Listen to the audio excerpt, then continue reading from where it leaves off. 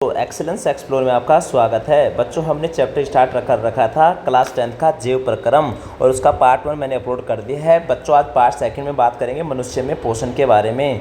और बच्चों मनुष्य में पोषण कैसे होता है बच्चों, सबसे पहले आता है मुख और मुख के बाद कौन आता है बच्चों, यहाँ पे दांत।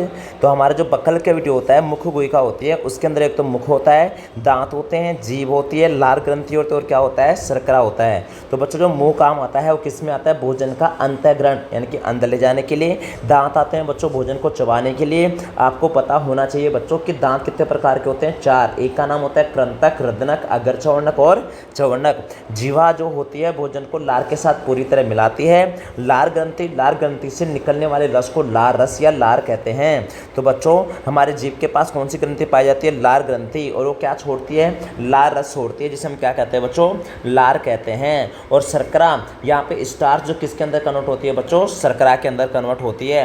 ये किसके रिगार्डिंग बात की हमने बच्चों, मुख गुहिका के बारे में। इसके बाद आता है ओसोफेगस, जिसको हम कहते हैं भोजन नली यानी कि आहार नली। दूसरा नाम होता है बच्चों उसका भोजन गर्शिका।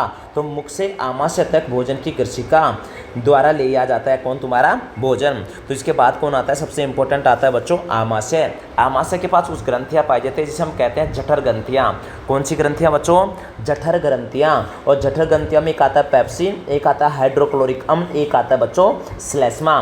तो बच्चों हमारे पेट के अंदर जो एसिड पाया जाता है उसे हम क्या कहते हैं, hydrochloric acid, HCl, hydrochloric acid. तो बच्चों हमारे पेट में क्या हो जाता है, जब एसिड होता है तो ये क्यों होता है, क्योंकि हाइड्रोक्लोरिक एसिड ज़्यादा रिलीज हो जाता है। इसकी वजह से पेट के अंदर क्या हो जाती है, गैस वगैरह बनना स्टार्ट हो जाती है।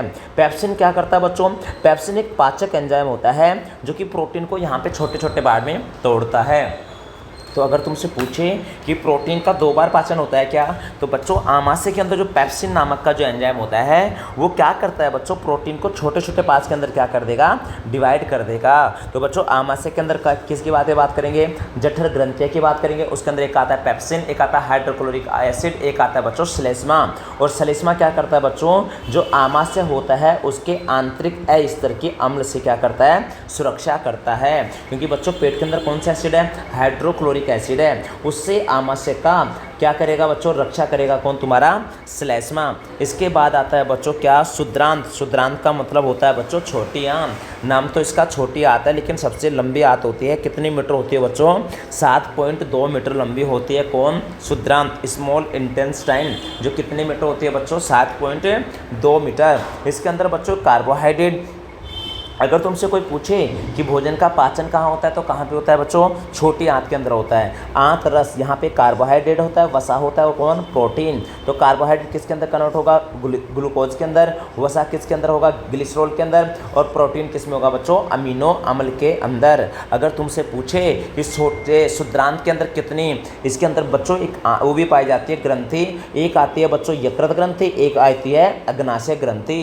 सबसे बड़ी ग्रंथि कौन सी हमारी, यकृत ग्रंथि है। सबसे लंबी जो होती है ना बच्चों आंत, जो कौन सी है, छोटी आंत होती है।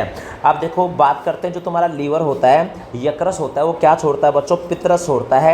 और ये पित्तरस से क्या करेगा बच्चों, एक पित्त थैली के अंदर क्या जाके क्या हो जाता है, स्टोर हो जाता है। एक आता है बच्चों अग्नाशय में, अग्नाशिक ग्रंथि।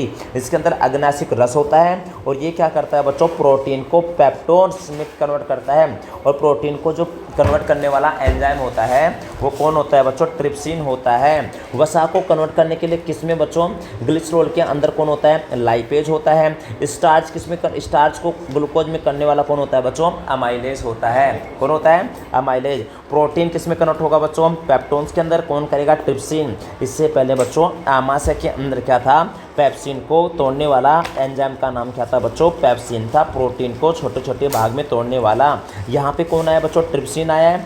और ट्रिप्सिन क्या करेगा, पेप्टोन्स के अंदर कन्वर्ट कर देगा। वसा किसमें होगी, ग्लिसरॉल में करेगा कौन सा एंजाइम, लाइपेज एंजाइम। स्टार्च किसमें कन्वर्ट होगा, ग्लूकोज के अंदर होगा। करने वाला कौन है बच्चों, अमाइलेज एंजाइम होता है। इसके बाद आता है बच्चों बृहदांत यानी कि लार्ज इंटेस्टाइन, बड़ी आंत।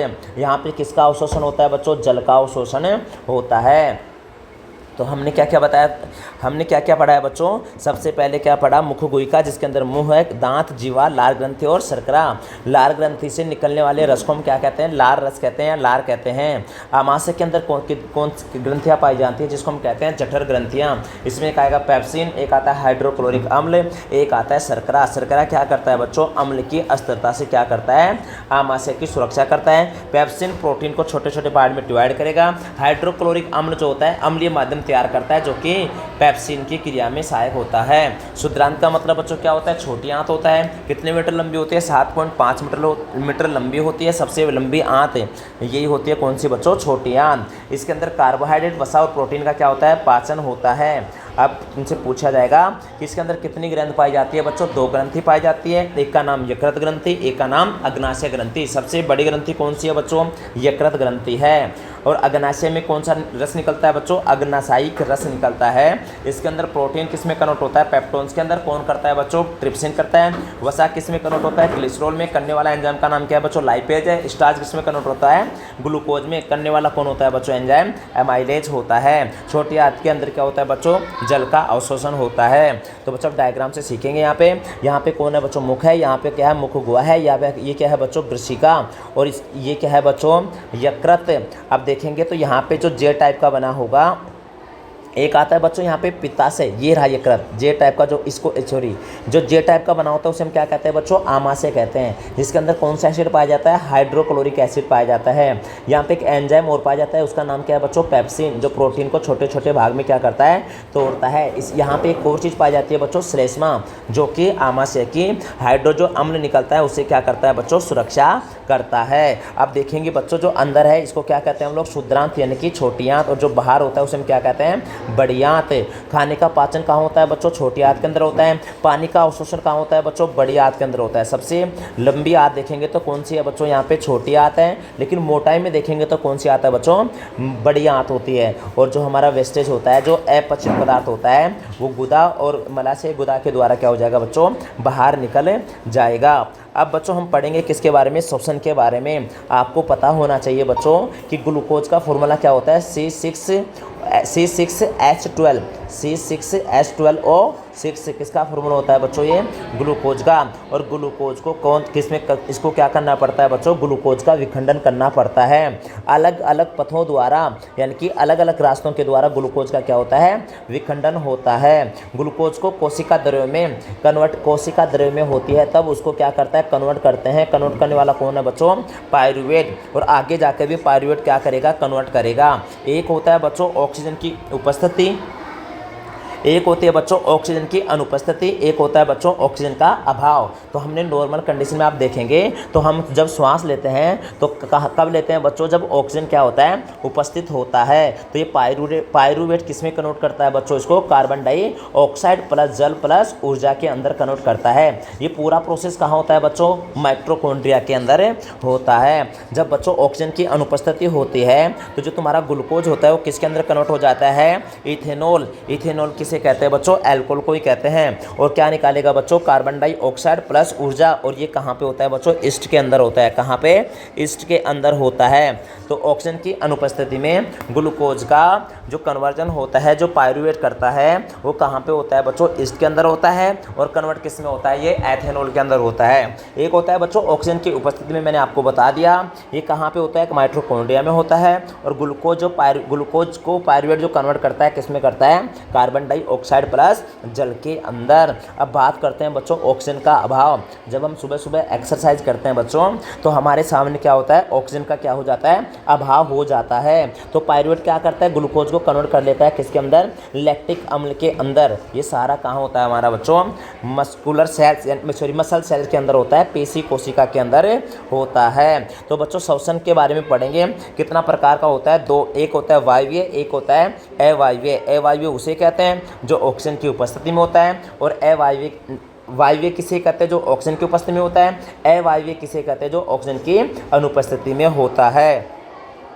आपने देखा होगा जो वायवीय यानी कि ऑक्सीजन की उपस्थिति में कहाँ होता है, तो कोशिका द्रव्य और माइटोकॉन्ड्रिया। तो यहाँ पे देखेंगे तो कोशिका द्रव्य माइटोकॉन्ड्रिया में होता है। और जो बच्चों जो होता है, जो ऑक्सीजन का जो अभाव होता है यानी कि ऑक्सीजन की कमी जो होती है वो किस में होती है, पेशी कोशिका के अंदर। और ऑक्सीजन की जो अनुपस्थिति होती है किस में आता है बच्चों, वो ईस्ट के अंदर। तो आप देखेंगे यहाँ पे ऑक्सीजन की अनुपस्थिति में कौन सा श्वसन होता है, अवायवीय श्वसन होता है। यह केवल कोशिका द्रव्य में होता है। अब जो हम श्वास लेते हैं वो कैसे लेते हैं बच्चों, नासा द्वारा, ग्रीष्णी, कंठ, श्वास नली और श्वसनी, श्वसनिका, फुफ्फुस और कूपिका कोश और रुधिर वाहिकाएं। इस डायग्राम से देखेंगे जब हम बच्चों हम श्वास लेते हैं नाक से और किससे, मुख से। अब जो श्वास लेते हैं तो वो कहाँ पे जाके मिलते हैं बच्चों, ग्रीष्णी में, जिसको हम क्या कहते हैं बच्चों, फिरनिक्स कहते हैं। क्या कहते हैं, फिरनिक्स। जब नाक से और मुख से जो श्वास लेते हैं वो कहाँ पे मिलेंगे बच्चों, ग्रीष्णी के अंदर मिलेंगे। ग्रीष्णी के बाद कहाँ से जाएगा बच्चों, कंठ के द्वारा जाएगा। और आगे चल के बच्चों दो नली होती है, एक श्वास नली और एक क्या, कौन सी नली होती है, भोजन नली। और वहाँ पे एक ढक्कन पाया जाता है, उसे हम क्या कहते हैं, एपिटोग्लोटिक्स के नाम से जाना जाता है वो। ठीक है, तो आगे दोबारा रिपीट कर रहा हूँ बच्चों, जैसे हमने श्वास लिया किससे, नाक से और मुख से, और वो दोनों जाके कहाँ पे मिलता है बच्चों, ग्रीष्णी के अंदर मिलता है। ग्रीष्णी से आगे कंठ के द्वारा जाएगा आगे, और आगे जाके दो पार्ट में डिवाइड होगा, एक श्वास नली और एक भोजन नली। और श्वास नली के अंदर जैसे जाएगा तो ये दो पार्ट में डिवाइड होगा, जिसको हम कहते हैं बच्चों श्वसनी। और इसके आगे कहते हैं श्वसनिका। और एक लास्ट जो यूनिट होती है बच्चों क्या होती है, कूपिकाएं। और ये कूपिकाएं कहाँ जाती है बच्चों, ब्लड के अंदर जाती हैं और वहाँ पे O2 को ऐड करती हैं और बाहर के क्या निकाल देती हैं बच्चों, CO2 निकाल देती हैं। तो बच्चों अगर तुमसे पूछे हमारे शरीर की सबसे छोटी क्या बोलते हैं, हमारा शरीर किसके बना होता है बच्चों, सेल का। तो सबसे यूनिट सबसे छोटी जिसको हम बोलते हैं, जिससे मिलके बना होता है, उसे हम क्या कहते हैं बच्चों, कोशिका कहते हैं। लेकिन जब अगर पूछे श्वसन की सबसे छोटी इकाई का नाम क्या है बच्चों, कूपिका है। मानव शरीर की कौन सी होती है बच्चों सबसे छोटी, उसका नाम होता है कोशिका। इसका मतलब हमारा शरीर किससे मिलके बना पड़ा होता है, सेल से, कोशिकाओं से। उसी प्रकार श्वसन की सबसे छोटी कोशिका को, सबसे छोटा पार्ट जो होता है उसे क्या कहेंगे हम लोग, कूपिका कहेंगे। मानव श्वसन क्रिया दो प्रकार के होते हैं, एक होता है अंतः श्वसन, एक होता है उच्छ्वसन। अंतः श्वसन के अंदर क्या होता है बच्चों, पसलियों से संलग्न पेशियां क्या होती हैं, सिकुड़ती हैं और वक्ष ऊपर और बाहर की ओर क्या करता है बच्चों, गति करता है। अंतः श्वसन का मतलब जब हम श्वास लेते हैं तो पसलियां हमारी क्या होती हैं, संलग्न पेशियां क्या होती हैं, हमारी सिकुड़ जाती हैं, वक्ष हमारा ऊपर की ओर बाहर की ओर आता है। उच्छ्वसन के अंदर क्या होता है बच्चों, पसलियों की पेशियां शिथिल हो जाती हैं और वक्ष अपने स्थान पर क्या आ जाता है, वापस आ जाता है। जब श्वास लेते हैं तो अंतः श्वसन, जब हम श्वास छोड़ देते हैं तो किसके अंदर आएगा बच्चों, उच्छ्वसन के अंदर आएगा। तो बच्चों यहाँ पे ये श्वसन वाला चैप्टर क्या होता है, टॉपिक हमारा क्या हो जाता है, क्लियर।